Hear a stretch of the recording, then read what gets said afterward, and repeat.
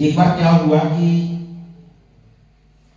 एक राज्य में एक राजा था, वो बहुत नास्तिक था, खुद को भगवान मानता था, और उधर की जो जनता थी तो उधर किसी भी प्रकार की किसी को पूजा पाठ करने की अनुमति नहीं थी।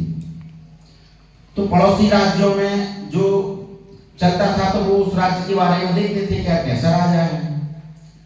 उस राज्य में धीरे धीरे क्या हुआ, अकाल पड़ गया, लोग भूख बीमारी से तड़प कर मरने लगे। तब पता चला कि हम ईश्वर को नहीं मानते, इसलिए ऐसी कंडीशन हो रही है। फिर एक कंडीशन ऐसी आई कि राजा को भी दूसरे राज्य की सीमाओं पर जाना पड़ा।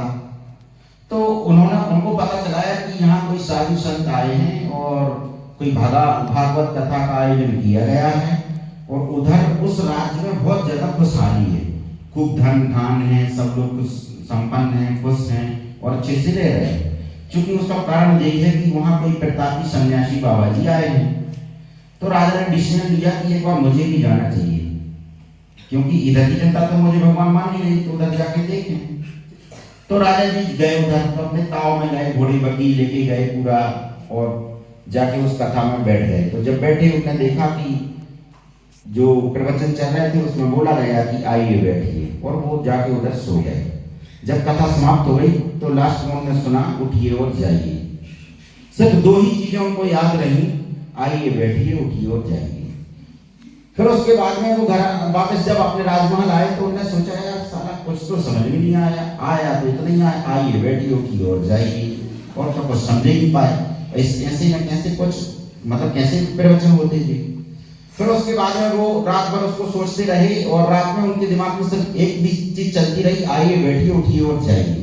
रात में क्या हुआ कि जो उनका जो दरबार था, राज दरबार था, उसमें जो उनका खजाना था कोई बस बचा था, उसमें भी डाका डल गया रात ही में। अब एक रात में उसी में सोच रहे थे, उसी रात उनके वहां चोरी का डकैत आए और डाका डाल गए।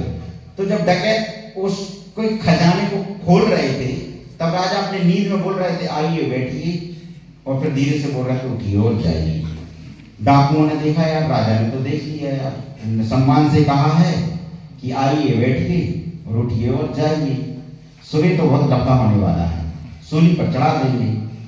जबकि ऐसा कुछ प्रत्यक्ष में था ही नहीं, सिर्फ डाकुओं को पता है कि राजा ने देख लिया है और ऐसा ऐसा बोला है।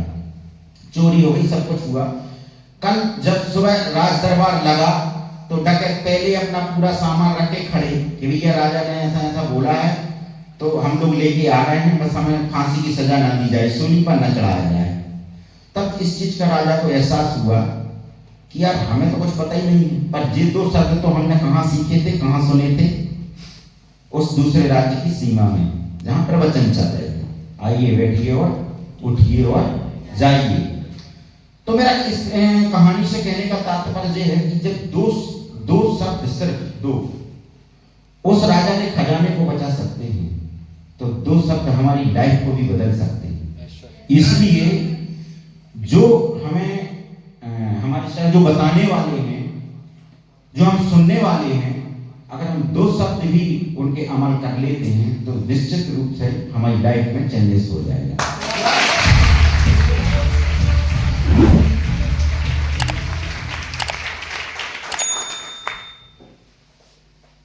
बाकी अब समय को देखते हुए मैं अपनी बात को विराम देता हूं, और आप लोगों से बस मेरा यही कहना है कि रह रहे राहें मोहब्बत, रहना जाना राह में, वक्त आने दे बता देंगे तुझे ये आसमां, हम अभी से क्या बताएं क्या हमारे दिल में। जय